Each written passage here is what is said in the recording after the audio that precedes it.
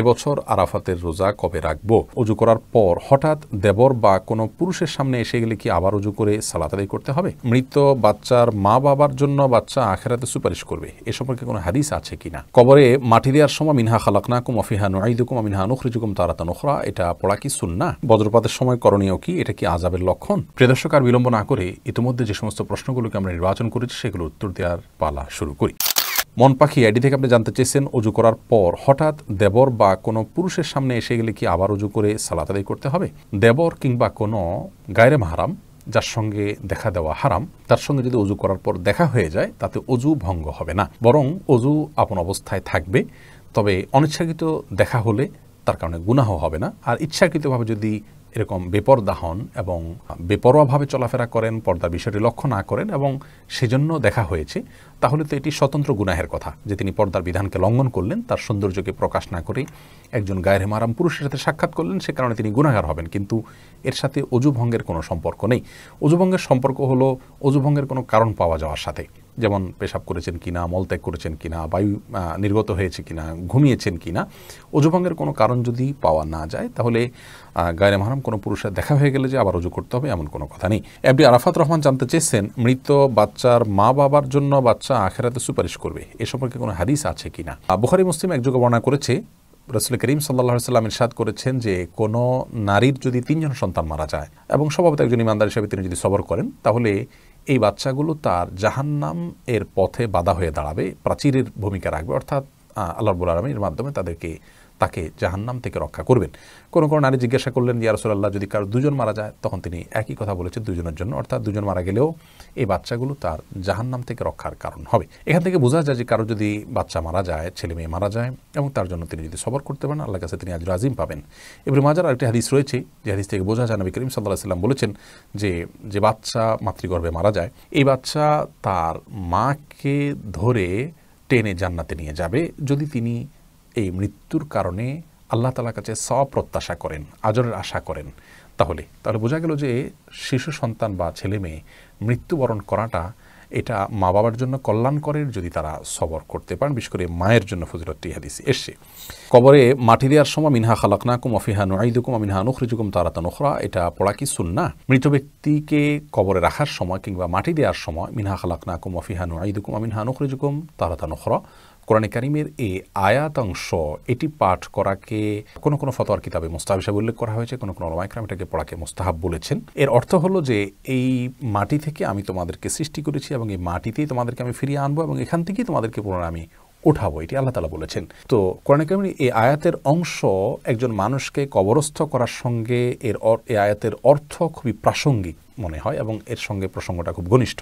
এছাড়া বিভিন্ন হাদিসে এই আয়াত মৃত ব্যক্তিকে দাফন করার সময় পাঠ করার কথা বর্ণিত হয়েছে, যদিও সে হাদিসগুলোর সনদ কোনোটি অত্যন্ত দুর্বল, কোনোটি সম্পর্কে মুহাদ্দিসিন কিরামের আরও কঠোর মন্তব্য রয়েছে। তো যার কারণে মৃত ব্যক্তিকে দাফনের সময় মিনহা খালাকনাকুম ওয়া ফিহা নুঈদুকুম ওয়া মিনহা নুখরিজুকুম তারাতান উখরা, এটিকে সুন্নাত বলার কোনো কারণ নেই, কারণ এটি নবী সাল্লাল্লাহু আলাইহি ওয়াসাল্লাম থেকে বিশুদ্ধভাবে বর্ণিত হয়নি। তবে মৃত ব্যক্তিকে কবরে রাখার সময় তিরমিজি সহ বিভিন্ন হাদিসে কিতাবে বিশুদ্ধভাবে বর্ণিত হয়েছে অন্য একটি জিকিরের কথা, সেটা হলো বিসমিল্লাহি আলা মিল্লাতি রাসূলিল্লাহ, কোন বর্ণনা আসছে বিসমিল্লাহি আলা সুন্নাতি রাসূলিল্লাহ, এটি পাঠ করা মুর্দাকে কবরে রাখার সময়। এরপর এমডি জাহিদ আপনি জানতে চেয়েছেন, বজ্রপাতের সময় করণীয় কি? এটা কি আযাবের লক্ষণ?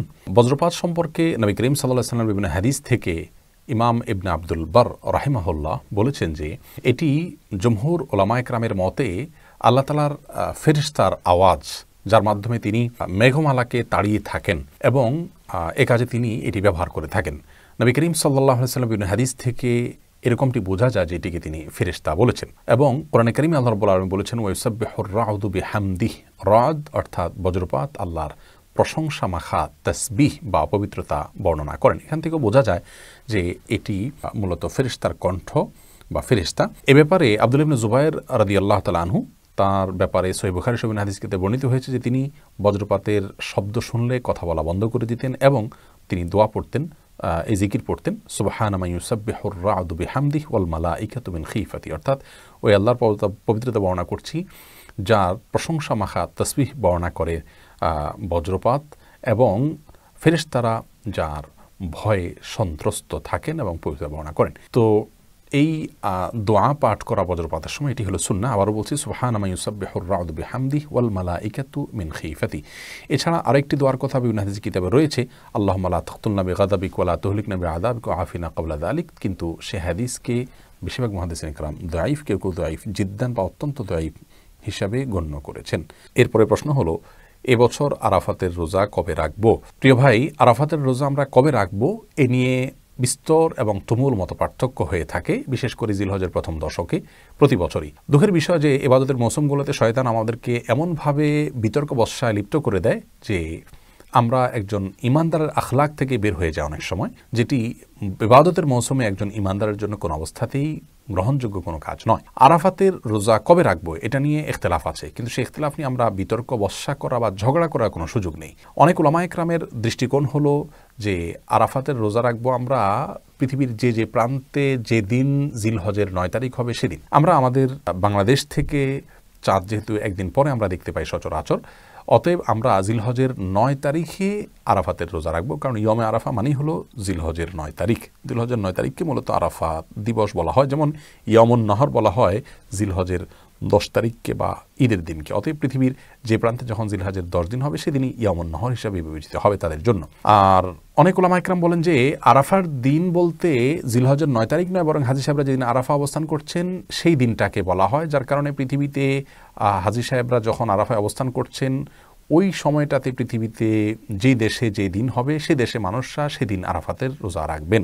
তো এই কারণে বাংলাদেশে জিলহজের 9 তারিখে রাখার পক্ষে অনেক উলামায়ে কেরাম থাকেন, অনেক উলামায়ে কেরাম 8 তারিখে রাখার পক্ষে অবস্থান নেন, কারণ 8 তারিখে হাজী সাহেবগণ আরাফাতে অবস্থান করে থাকেন। আমরা এক সময় মনে করতাম যে 8 তারিখে আমরা আরাফাতে রোজা রাখবো, কারণ হাজী সাহেবরা আরাফাতে অবস্থান করছেন তার সাথে মিল রেখে, কিন্তু এই মতটি থেকে আমরা বছর দেড়েকের বেশি হয়েছে আমরা সরে এসেছি। গত বছরও আমরা আমাদের এই চ্যানেল এবং পেজে আমাদের বক্তব্য আপনাদেরকে জানিয়েছি, সে ভিডিও এখনও আছে, যে আমরা আগের বক্তব্য থেকে সরে এসেছি। আমাদের কাছে মনে হয়েছে যে আরাফাতের দিন বলতে জিলহজের 9 তারিখকে বোঝানো হয়ে থাকে, এই মতটি অধিকতর শক্তিশালী। সেই দৃষ্টিকোণ থেকে আমরা বলবো যারা আরাফাতের রোজা রাখতে চান তারা বাংলাদেশে 9 জিলহজ যেদিন হবে সেই দিন রাখবেন। আর কেউ যদি অন্য মতের উলামায়ে কেরামের যে যুক্তি সেটিকে বেশি যুক্তিসঙ্গত মনে করেন এবং সেই অনুযায়ী তারা যদি অর্থাৎ হাজিরা আরাফাতে অবস্থান করছেন তার সাথে মিল রেখে রাখেন, তাদের এবাদতও কবুল হয়ে যাবে। এটি উলামাদের ইজতিহাদি বিষয়। যে ইজতিহাদটা আপনার কাছে খুব বেশি শক্তিশালী মনে হয়েছে সেটার উপর আপনি আমল করলেও ইনশাআল্লাহ আপনি সওয়াব পেয়ে যাবেন। আর ইতিপূর্বে কেউ যদি উলামাদের কোনো একটা গবেষণার উপর আমল করেছেন, পরে আপনার কাছে মনে হয়েছে এটা সঠিক নয়, তাহলে ইনশাআল্লাহ আগের আমলগুলো আপনার নষ্ট হয়ে যাবে না। আল্লাহ রাব্বুল আলামিন অবশ্যই আপনাকে আজর দিবেন, কারণ ইজতিহাদ বা বুঝের ভুল মানুষেরকে আল্লাহ রাব্বুল আলামিন মাফ করে থাকেন। বিধায় এটা নিয়ে খুব বেশি অরিড হওয়ার কোনো কারণ নেই আমাদের। আল্লাহ তাআলা আমাদেরকে বুঝার তৌফিক দান করুন।